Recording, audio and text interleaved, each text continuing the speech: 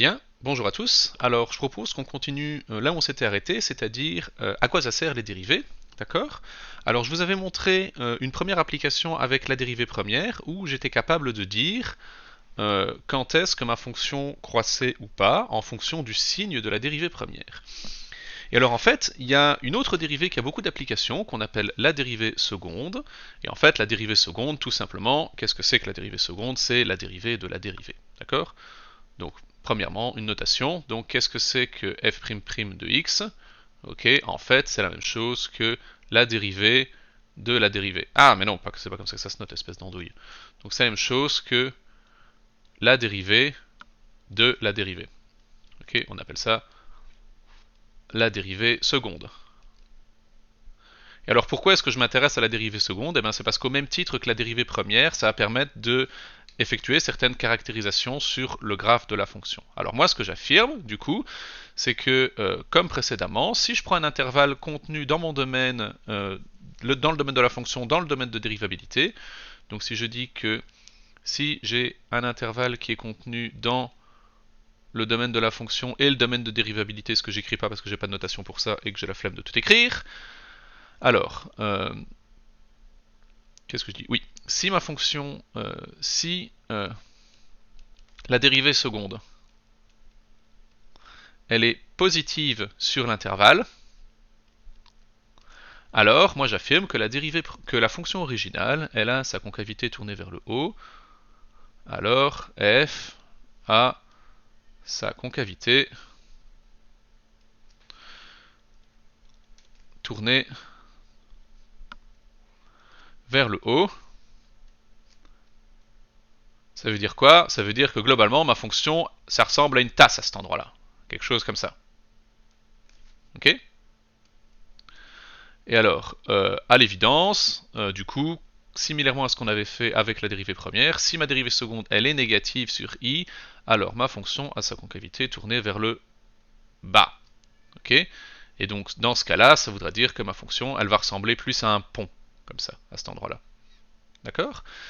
Et alors, comme précédemment avec les dérivées premières, à l'endroit où c'est nul, donc si vous vous souvenez, quand la dérivée première s'annulait et que la fonction et que la dérivée changeait de signe autour de ce point-là, en fait, ça voulait dire que la croissance changeait. D'accord? Et donc, en gros, que j'avais un maximum ou un minimum. Ici, en fait, ça veut dire que quand ma dérivée seconde va s'annuler à un endroit et changer de signe à cet endroit-là, alors la concavité va changer. D'accord? Et cet endroit-là, on appelle ça un point d'inflexion. Je vais vous faire un dessin juste après. D'accord? Donc, allons-y. Donc, s'il y a un point A où la dérivée seconde, elle s'annule, ok, et que du coup f seconde change de signe autour de A, eh bien en fait alors ça veut dire que la dérivée, la fonction admet un point d'inflexion. Donc alors f admet un point d'inflexion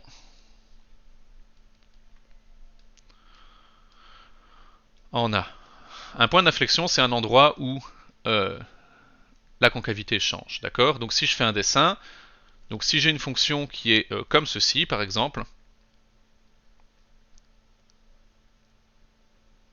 ok, donc on remarque qu'en fait, à quoi ça ressemble un point d'inflexion? Ici, ma fonction ici, elle est plutôt comme ceci, si on remarque. Donc là, ici, c'est plutôt comme un pont.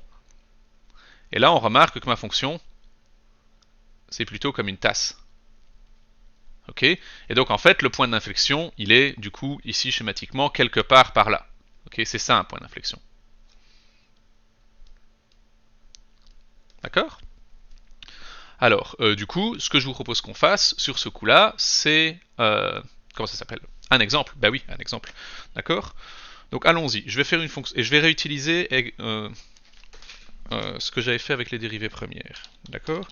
Donc allons-y, une fonction qui admet un maximum et un minimum à point d'inflexion. Essayons de plotter x cube moins x. Ok? C'est ça. Est-ce que ça va marcher? Donc si j'ai x cube moins x, sa dérivée c'est 3x carré moins 1. Et la dérivée de 3x carré moins 1, ce sera 6x. Ok. Donc c'est affreux, il faut que je refasse les axes. Donc si je dis que je dessine en x de moins 2 à 2, et que je dessine en y de moins 4 à 4, d'accord. Voilà à quoi ça ressemble. Ok, on va mettre le graphique. Donc on voit, en fait, je vais l'exporter, je l'ai déjà fait ici.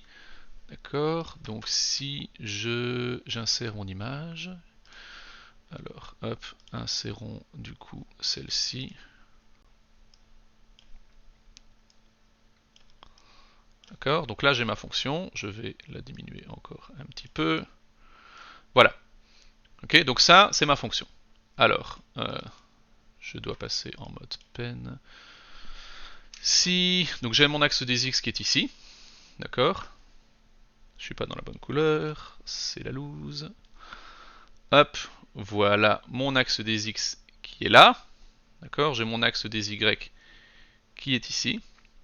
Ok, alors, donc la fonction qui m'intéresse, x cube moins x, c'est, voilà, donc ici j'ai, a priori, j'ai f de x, c'est x cube moins x. Ok, donc c'est la fonction qui est en rose. Ok, c'est celle-là.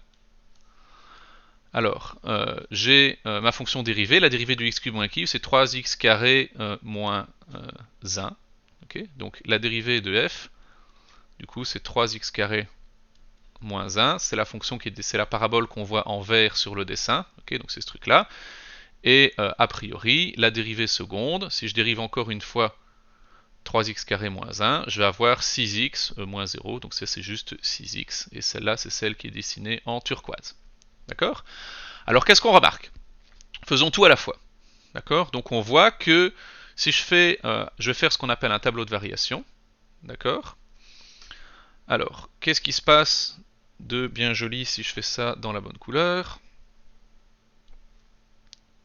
Sur ce dessin-là. D'accord?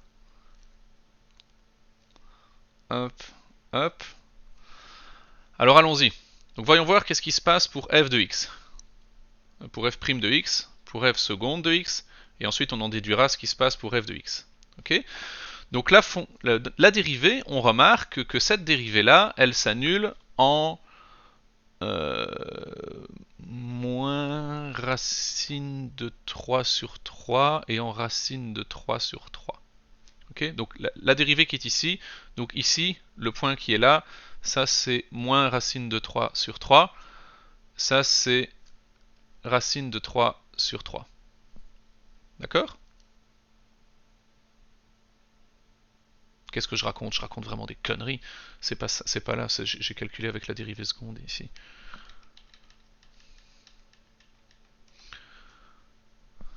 J'ai calculé avec la dérivée seconde. Ben non, non, qu'est-ce que je raconte? Non, c'est correct. Donc ça ici, ça c'est moins racine de 3 sur 3. Ça ici c'est racine de 3 sur 3. D'accord? Et on voit qu'en moins racine de 3 sur 3, ma dérivée première est égale à 0. En racine de 3 sur 3, ma dérivée première est égale à 0. Avant racine de 3 sur 3, on remarque que la dérivée première, ici, je vais garder les mêmes couleurs, en fait, on voit qu'elle est positive ici, elle est négative entre les deux, et elle est positive après.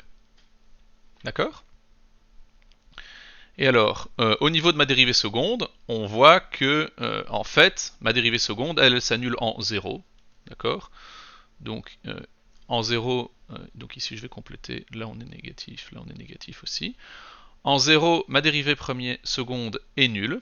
Et avant 0, ici donc ce qui est en turquoise, on voit que ma dérivée seconde, après 0, elle est positive. D'accord? Et avant 0, ma dérivée seconde, elle est négative. Ok? Ça se voit vu que je suis en dessous de l'axe, tout simplement. D'accord? Alors maintenant, essayons de dire ce que ça veut dire, tout ça, pour ma fonction f. D'accord?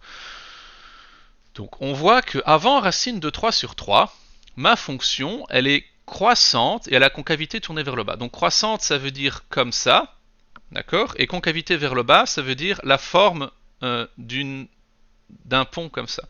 Donc en fait, ici, ça veut dire que ma fonction, elle doit être croissante, avoir la forme d'une tasse. Ça veut dire ma fonction, elle est comme ça, avant racine de 3 sur 3. D'accord? Alors, on va pas regarder racine de 3 sur 3 pour le moment. Regardons ce qui se passe entre moins racine de 3 sur 3 et 0. Ma fonction est décroissante, c'est-à-dire comme ça.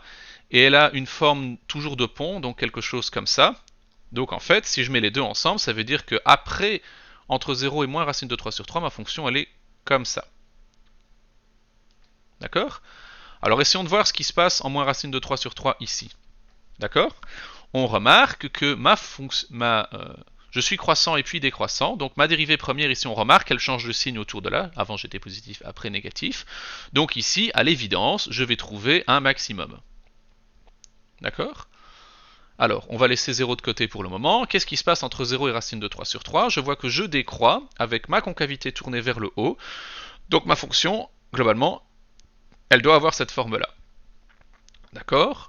Alors voyons voir ce qui se passe en 0 maintenant qu'on sait ce qui se passe à droite et à gauche. Donc on remarque que en 0, ma dérivée seconde s'annule et je change de signe autour de cet endroit-là. D'accord? Avant je suis négatif, après je suis positif. Donc ici, à cet endroit-là, on va avoir un point d'inflexion. D'accord? Et voyons voir ce qui se passe après racine 3 sur 3. Je suis croissant, ma concavité tournée vers le haut, donc je vais ressembler globalement à ceci. D'accord? Et alors, en racine de 3 sur 3, qu'est-ce qui se passe? On remarque que ma dérivée première s'annule, en effet, et elle change de signe autour. D'accord? Je suis négatif avant, positif après. Donc ça veut dire qu'ici, j'ai bien un minimum. Ok? Alors, voyons si ça correspond bien au dessin. On voit que jusque en racine de 3 sur 3, jusqu'en moins racine de 3 sur 3, ici, ma fonction, elle est bien croissante. Et elle a bien sa concavité vers le bas, ce qui correspond à ce qu'on a écrit ici. Ensuite, jusqu'en 0, on voit que ma fonction elle est bien décroissante, concavité tournée vers le bas. Ensuite, ma fonction elle est décroissante, concavité tournée vers le haut. Ici, on a bien un minimum, d'accord? Et ensuite, je suis croissant, concavité tournée vers le haut. D'accord? Donc voilà globalement à quoi ça peut servir. Donc on remarque ici que les dérivées premières et secondes nous ont permis de caractériser exactement, en gros, la forme du graphe de ces fonctions. D'accord? Donc savoir est-ce que ça monte, est-ce que ça descend, est-ce que c'est plutôt une tasse, est-ce que c'est plutôt un pont, est-ce que j'ai des maximums, des minimums, est-ce que la concavité change, etc. etc., etc. D'accord?